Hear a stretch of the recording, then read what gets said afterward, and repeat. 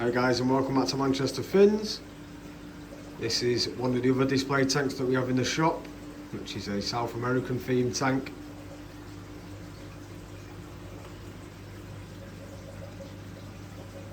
I'll start off by talking about the decor in this tank. So again, we're using corkwood. Now, I like the effect of corkwood in fish tanks. It gives you that real sort of river look.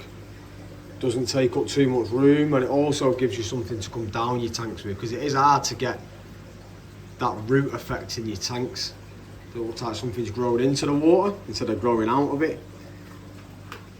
This is a 300 litre tank. Just got some simple plants in here. Don't fertilise this tank, we don't do anything like that. So this is Java fern, this is the it's either I'm pretty sure it's trident. Yeah, trident or narrow leaf Java. These are just Java fern, these are on the suction cups. I usually just tie it to the plants, to the to the corkwood, to be fair, but it's doing alright. That's just positioned on there. That's obviously growing. Pick these up from Tropica. They do really well, some of my favourite plants to grow. It's dead easy, it doesn't need fertilising. Gives you that real pop of green in your fish tanks. Just a sand base, this is like reptile sand. Gives you that natural look in there. Couple of pebbles. But yeah, stocking guys in this tank. I've got kitty tetra. So there's about 30 to 40 kitty tetra. Now these are only juvenile at the moment. The kitties are, let me see if I can just zoom in on them. These are kitty tetra. So they lose the silver as they get bigger and they get like a gold colour. You get to about 1 inch to 2 inches. They're quite a reasonable sized tetra. Still keep that black and white on the tail. But they're really good shoal fish. They stick together. They give you that nice shoaling effect when you've got some larger fish. Good old rummy nose, classic rummy nose tetra. Now you can tell which ones have been in here longest. So you've got the really bright red faces. The new ones I put in a couple of weeks ago still got the pale red on them. But the ones with the really red faces are the ones that have been in here for a while. So a couple of geophagus. They've only just gone in this tank, so they are bickering a little bit at the moment. These are agyrostictus. I'll find it and put it on the screen in a minute what the name of these guys is. They keep that blue stripe down the side of the face. They're one of the bigger geophagus, so they get to about 8 to 10 inch. It's a big gang of julicories in this tank. There's about 20 of them. And they've been in this tank a while, to be fair. I absolutely love Julia corridorus. They're a really, really nice looking fish. Dead peaceful, quite a slow growing cory. They only get to about 1.5 inches. They're not a big corridorus. That's probably about fully grown, that one there. It's just going towards the back now. But big gang of them.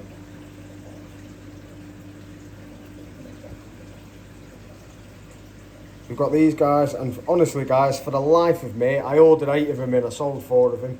For the life of me, I couldn't tell you what they are. I've tried so many times to rack my brain and find the paperwork of what I ordered them in as. So by the time this video is out, I will ask the supplier what they're called again, and I'll put the name on the screen for you. Fantastic fish, really docile South American fish. They look a little bit like a leperinus. Now leperinus are quite known for fin nipping, but these guys are really, really docile. They keep themselves to themselves. They're about fully grown. I did speak to one of the suppliers when I bought these fish. I seen them at a trade show.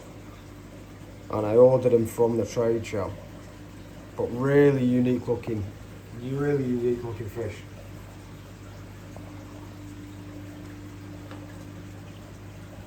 There is some emperor tetra in here. I'm just waiting on some other emperors. Now emperor tetra are brilliant looking fish when they get bigger. The males get big trails on the fins. The females get green eyes and the males get blue eyes. Oh, sorry, the females have got blue eyes, the males get green eyes. Now, if you want a really showpiece tetra in your tank, I wouldn't put them with guppies or anything that's a really sort of soft fish. because they are very boisterous for tetra. Anything that's like this tank now, any sort of fast moving fish. Let's try and zoom in. Let me try and zoom in on I think I've only got females in this tank now.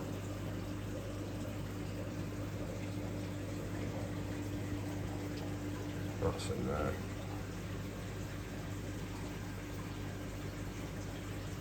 But we did have some really big ones in this tank a couple of years back. And then obviously the showpieces of the tank are these autumn angelfish. Now these are F1. There's a couple of different strains of autumn angels. These are still juvenile at the moment, but they're just starting to come into sort of adolescence. These are F1, so they've got wild parents. These are F1. So autumn angels used to be really difficult to keep in captivity because they come from very, very acidic water. So you'd have to drop your water to a pH of around 4 or 5. These guys are at a pH of 7 at the moment. It's because they're captive bred. The wild caught ones can still be a little bit tricky to match the water quality that they need. There's 4 of them in here. Now these are a big wild angel. If you want traditional looking angels, autumns they are a bit pricier than your normal angelfish. They're not just standard zebra angels that people think they are when they come in. Yeah, Rio Nane. You've got Rio Orinoco, Rio Nane, and I think there's another type as well which comes from one of the other rivers in South America. These are Rio Nanes. And they don't tend to bother the smaller fish. Now we did have a gang of cardinals in here, but I think we've only got one of them left now, so there wasn't too many. I think we put about 10 of them in. But they didn't bother anything for a while. They haven't bothered anything else. But look at them for angelfish. Fantastic looking angelfish.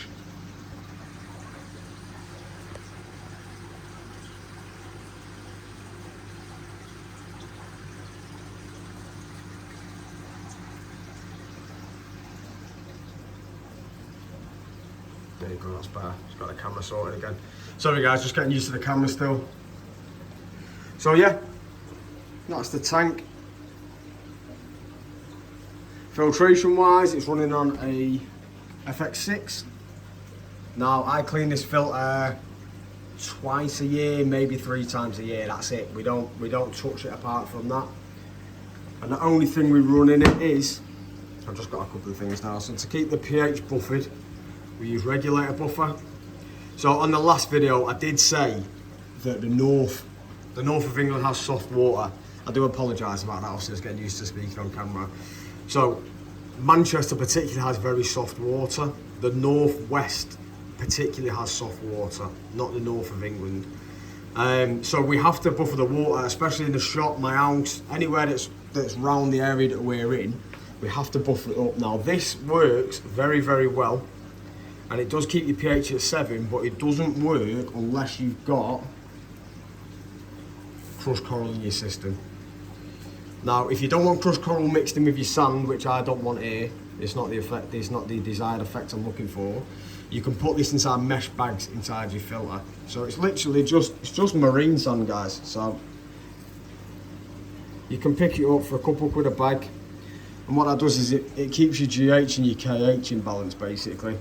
So put a bag of this in your filter. About every 6 months replace it. If you're not replacing it, it does start to deteriorate and it does disappear. So you need to replace it, you need to keep an eye on your pH, but if you use these two combined, your pH will stay very, very stable. That's exactly what we do for this tank here. We also use Safe by Seachem. This stuff goes a very long way. How long does it last for? You've got, so have a look there, treats 240,000 litres of water. So, I mean, you're going to have that for absolutely ages. Really good stuff. Same as the liquid stuff, it's obviously just a powder, so you get a lot more out of it. But half a teaspoon does a quarter of a teaspoon does 1250 litres of water.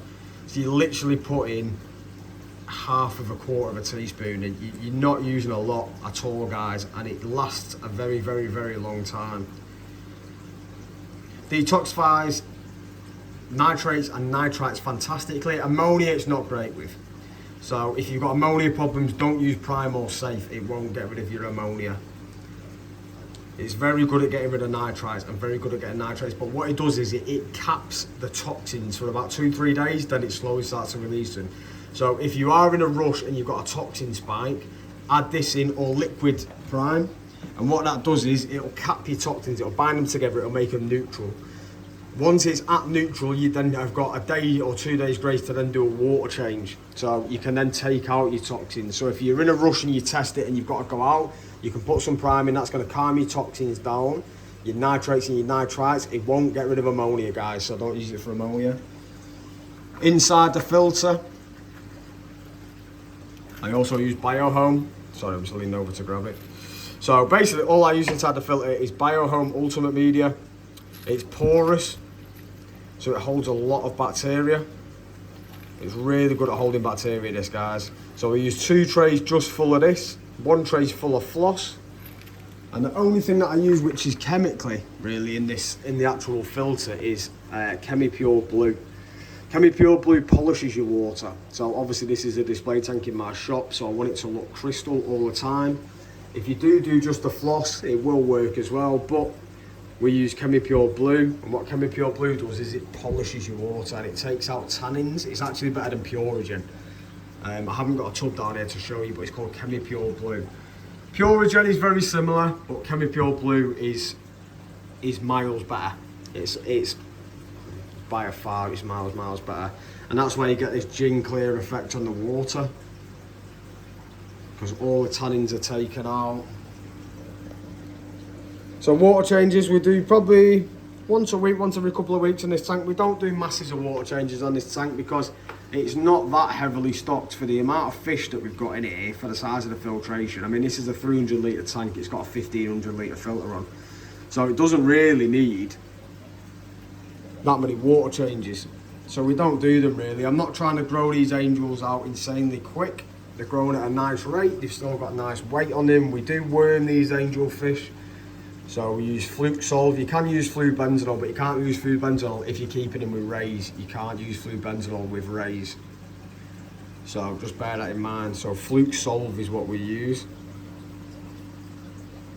So Fluke Solve is what we do. I will do Fluke Solve again, because as you can see on one of these angelfish, it's not on this one, it's on another one, he's actually got a white mark coming out of it, which looks like, there it is, which looks like a little bit of a parasite. So I use some wormer, some anti-fluker on him, and it should clear him up. If he turns around, you will be able to see it.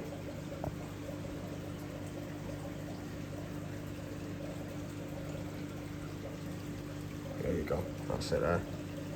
So I'll get that cleared up off him. Discus sometimes get this, it's usually when they need worming. So if you ever get that. But I'll just do some up close footage of the angelfish, guys.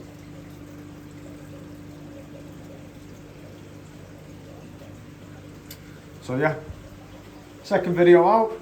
Just thought I'd talk you through this display tank, a little bit of the water, what we do with the water. Cheers for watching, guys.